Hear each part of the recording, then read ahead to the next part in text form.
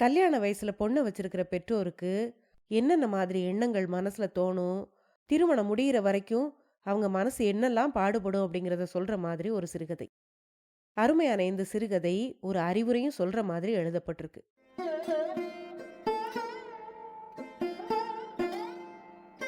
அனைவருக்கும் வணக்கம். நீங்கள் கேட்டுக்கொண்டிருப்பது கதை ரேடியோ தமிழ். நின்னை சரணடைந்தேன் அப்படிங்கிற இந்த சிறுகதையை கேட்கறதுக்கு முன்னால சேனலுக்கு வந்திருக்கிற எல்லாருக்கும் என்னுடைய அன்பான வரவேற்புகள். கதைகள் பிடிச்சிருந்தா சேனலுக்கு நீங்க புதுசா வந்திருந்தீங்கன்னா கட்டாயம் சப்ஸ்கிரைப் பண்ணிக்கோங்க. இப்ப வாங்க கதைக்குள்ள போகலாம். கல்யாணம் நடக்கிற எதிர்த்த வீட்ல இருந்து நாதஸ்வர சத்தம் காத்துல மிதந்து வந்துகிட்டு இருந்தது. அது கேட்கறதுக்கு இனிமையா இருந்தாலும் என்னை பொறுத்த வரைக்கும் வேதனையை கிளப்பி விடுற மாதிரி தான் இருந்தது. என்னையும் அறியாம என்னுடைய கண்கள் ஜன்னல் வழியா எதிர்த்த வீட்டை பார்த்தது. அழகா அலங்கரிக்கப்பட்ட பந்தல்ல நிறைவான சூரிய ஒளி இருந்தாலும் பல வர்ணங்களை உடைய மின்சார விளக்கும் போடப்பட்டிருந்தது. வண்ண விளக்குகளுக்கு போட்டியா பல விதமான நிறங்களோட மலர்ச்சரங்களும் தொங்கிக்கிட்டு இருந்தது. பந்தலுக்கு அடியில சின்ன குழந்தைகள் சிரிச்சபடியே விளையாடிக்கிட்டு இருந்தாங்க. தங்களுடைய பணத்தோட பெருமையையும் அலங்காரத்தோட அருமையையும் காட்டுற மாதிரி விலையுயர்ந்த நகைகளையும் உடைகளையும் அணிஞ்சுக்கிட்டு பெண்கள் இங்கேயும் அங்கேயுமா போய்கிட்டு இருந்தாங்க. எதிர்த்த வீட்டு கீதாவுக்கு கூட கல்யாணம் வந்துருச்சு அப்படின்னு சொன்ன என் மனைவியோட குரல் என்னுடைய கவனத்தை திருப்பிச்சு. எல்லார் வீட்லேயும் தான் வந்துகிட்டு இருக்கு கல்யாணம் அப்படின்னு மனக்கசப்போட சொன்னேனா. நம்ம வீட்டில் என்னைக்கு வருமோன்னு தெரியலையே, வரப்போகுதோ இல்லை அதுவும் இல்லையோ அப்படின்னு வேதனையோட சொன்னா என் மனைவி. கூடத்துல வீணையை மீட்டிக்கிட்டு இருந்த சாரு பாதியில அப்படியே நிறுத்திட்டா. தான் அம்மாவோட பேச்சை கேட்டு தான் ஏதோ பெரிய குற்றம் செய்துட்ட மாதிரி அவளுடைய முகத்துல கவலை படர்ந்தது. இதை பார்த்ததும் என்னுடைய கோபம் உச்சத்தை அடைஞ்சுது. லக்ஷ்மி, பேசாம இருக்க மாட்டியா? என்ன பேச்சு பேசுற? குழந்தையோட மனசு புண்ணாகிற மாதிரி அப்படின்னு கத்துனேன். எனக்கு மட்டும் என்ன இளநீர்ல அபிஷேகம் பண்ண மாதிரியா இருக்கு? நெஞ்சு குமுறி போய் தானே நானே சொல்றேன். நம்ம சாருவை விட சின்ன சின்ன பெண்களுக்கெல்லாம் கூட கல்யாணம் ஆயிருச்சு. நம்ம வீட்டு குழந்தை மட்டும் இப்படியா நிக்கணும்? அந்த ஜட்ஜு வீட்டுக்கு இன்னும் 2 தடவை போய் கேட்டுட்டு வரக்கூடாதா? நீங்க குறைஞ்சா போயிருவீங்க அப்படின்னு படபடன்னு பொறிஞ்சு கொட்டினா லட்சுமி. இங்க பாரு, அங்க போறதுக்கும் ஒரு கணக்கு கிடையாதா? பொண்ணை பெத்துட்டோன்னா அவ்வளவு இழப்பமா? இது வரைக்கும் நான் எத்தனையோ தடவை போயிட்டு வந்துட்டேன். அவங்க பிடி கொடுத்து பதில் சொன்னாதானே. அவங்க பையன் ஐஏஎஸ் பரீட்சை எழுதியிருக்கான், அவ்வளவுதானே. அதுல அவன் பாஸ் ஆவாங்கிறது என்ன நிச்சயம்? நம்ம 6ஆம் அமுத அவன் பொண்ணை கொடுத்து அந்த பையன் டப்பாஸ் போட்டது மாதிரி ஆயிட்டா என்ன செய்யறது? அவரும் மாப்பிள்ளை ஐஏஎஸ் பரீட்சை எழுதியிருக்காங்கிற நம்பிக்கையில தானே கொடுத்தாரு. இப்போ அவன் ஃபெயிலா போய் கிளர்க்கு வேலைக்கே லாட்டரி அடிக்கிறான். நான் சொன்னதை கேட்ட லட்சுமி, இப்படியே சொல்லிக்கிட்டு இருந்தா முடியுமா? ஏதாவது ஒன்றை முடிக்க வேண்டியதுதான் அப்படின்னா. இங்க பாரு, அப்படி என்ன அவசரம் வந்துருச்சு? இப்போ குழந்தைய ஒன்றும் கண்ட இடத்துல கொண்டு போய் தள்ள முடியாது. நல்ல வரன் கிடைச்சா கல்யாணம் பண்ணி கொடுப்போம், போதும் அப்படின்னு அழுத்தமா சொன்னேனா. நீங்க இந்த மாதிரி பிடிவாதமா இருந்தா கல்யாணம் நடந்த மாதிரி தான். யாரையும் போய் பார்க்க மாட்டேன், எதையும் விட்டு கொடுக்க மாட்டேன்னு பிடிவாதமா இருந்தா எப்படி அப்படின்னு சொல்லிக்கிட்டே லக்ஷ்மி சமையலறைக்குள்ள போனா. கையில இருந்த புத்தகத்தை மறுபடியும் புரட்ட ஆரம்பிச்சேன் நான். அப்போ அப்பா அப்படின்னு மெல்லிய குரல்ல கூப்பிட்டுக்கிட்டே பக்கத்துல வந்தா சாரு. என்னம்மா அப்படின்னு கேட்டேன். அம்மா சொல்றதும் சரிதானேப்பா, எதையாவது உன்னை பார்த்து முடிச்சு விட்டுருங்கப்பா. எனக்குன்னு ஏதாவது அதிர்ஷ்டம் இருந்தா தானே. போனா போகுது, எனக்காக நீங்க 2 பேரும் இப்படி மன கஷ்டப்படுறத பார்க்க நான் விரும்பல அப்படின்னு தளர்ந்த குரல்ல சொன்னா சாரு. நான் அயர்ந்து போனேன். சாரு தான் மனசுக்குள்ள இத்தனை வேதனையே அனுபவிச்சுக்கிட்டு இருக்கா. அவளை வெறும் குழந்தைன்னு நம்ம எண்ணிக்கிட்டு இருந்தோமே, இவ்வளவு பொறுப்பு தெரிஞ்சவள் ஆயிட்டாளா அப்படிங்கிற பல கேள்விகள் எனக்குள்ள எழுந்தது.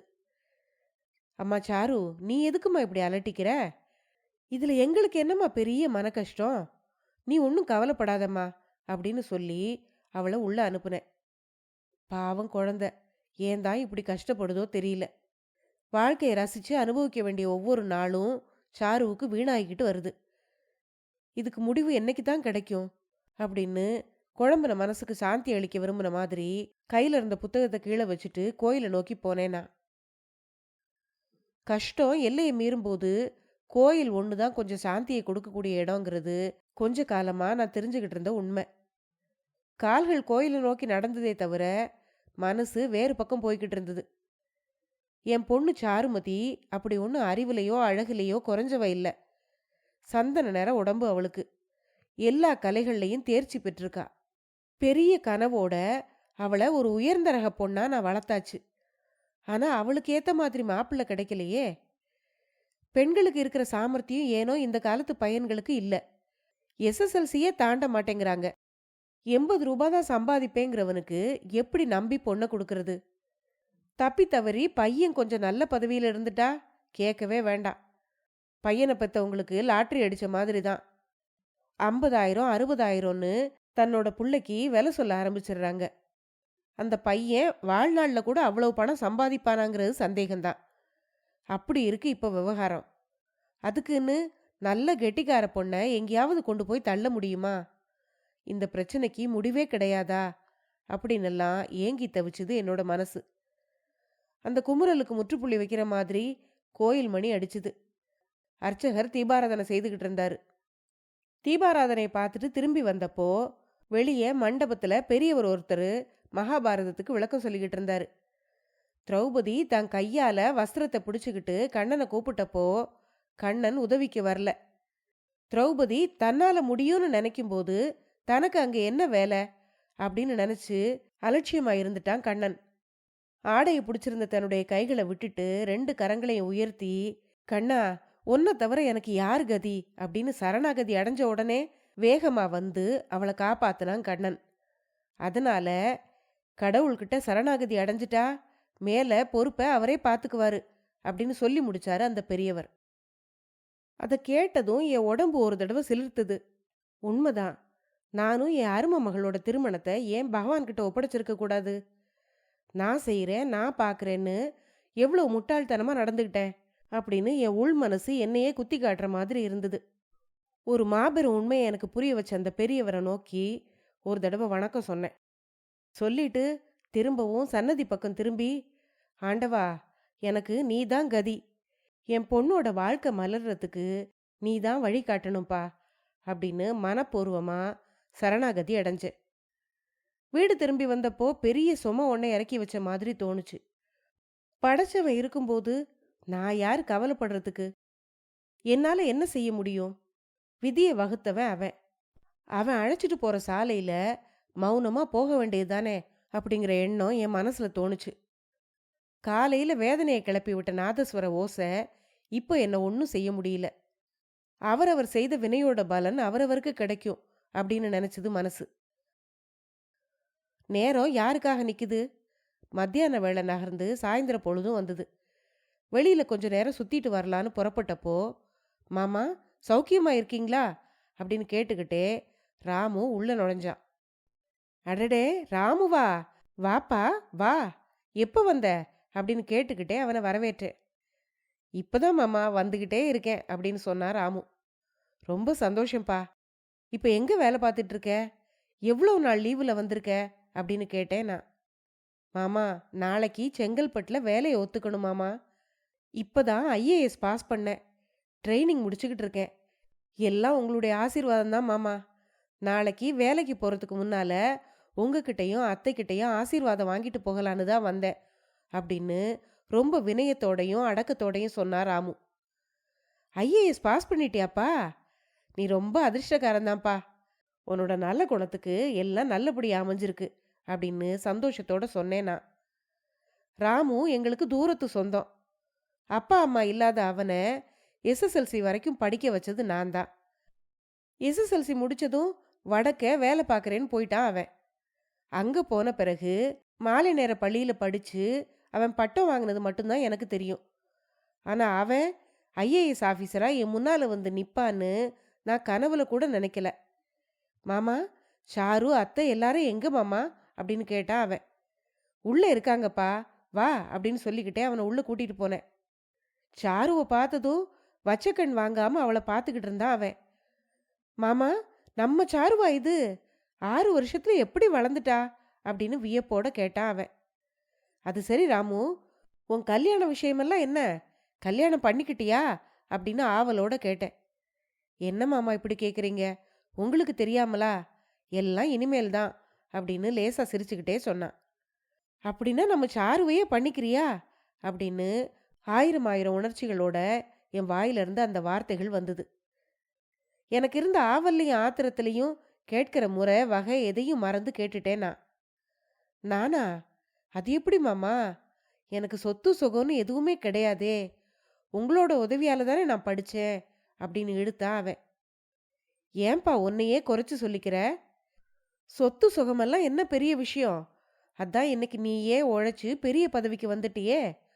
உனக்கு சம்மதம்னா சொல்லு. உடனே கல்யாணத்தை முடிச்சிடலாம் அப்படின்னு சொன்னேன் நான். என்னமாம்மா இப்படி கேக்குறீங்க? கரும்பு தின்ன யாராவது கூலி கேட்பாங்களா அப்படின்னு சிரிச்சுக்கிட்டே சொன்னா அவன். அவ்வளவுதான். காலையிலிருந்து என் வீட்டில் நிலவிக்கிட்டு இருந்த மௌனமும் வேதனையும் அந்த நிமிஷமே வீட்டை விட்டு வெளியே போயிருச்சு. கல்யாண களை வீட்டுக்குள்ளே வந்து ஏறிச்சு. சந்தோஷ ஆரவாரம் வீட்டில் பரவ ஆரம்பிச்சுது. வெட்கம் கலந்த அழகு சாருவோட முகத்தை வசீகரமாக்கிச்சு. அடுத்த 15வது நாள் சாருவோட கழுத்துல தாலி ஏறினப்போ ஊரே அவளுடைய அதிர்ஷ்டத்தை பார்த்து ஆச்சரியப்பட்டது. என் மனைவி லக்ஷ்மி பெருமையால தலை நிமிர்ந்து நடந்தா. சாரு ஐஏஎஸோட மனைவி அப்படிங்கிற தோரணையா உல்லாச நட போட்டா. ஆனா என் மனசுல மட்டும் இந்த சம்பவம் தனியா எந்த மாறுதலையும் உண்டு பண்ணல.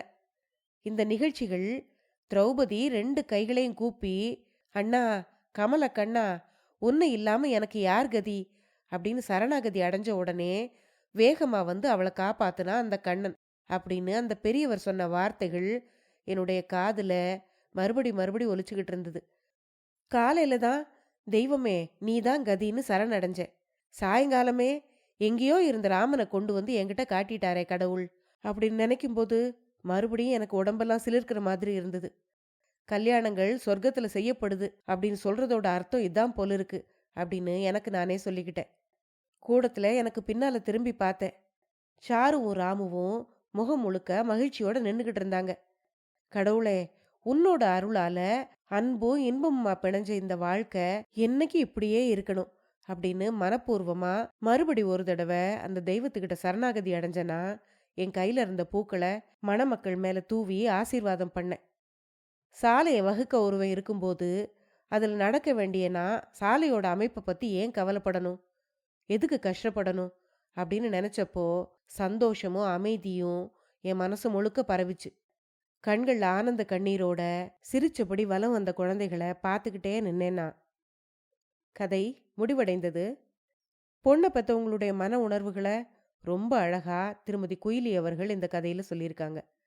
இந்த கதை 1960ஆம் ஆண்டு வெளிவந்திருக்கு. கதை பற்றின உங்களுடைய கருத்துக்களை மறக்காம கமெண்ட்ல சொல்லுங்க. அடுத்த பதிவில் இன்னொரு சுவாரஸ்யமான கதையுடன் சந்திப்போம். நன்றி.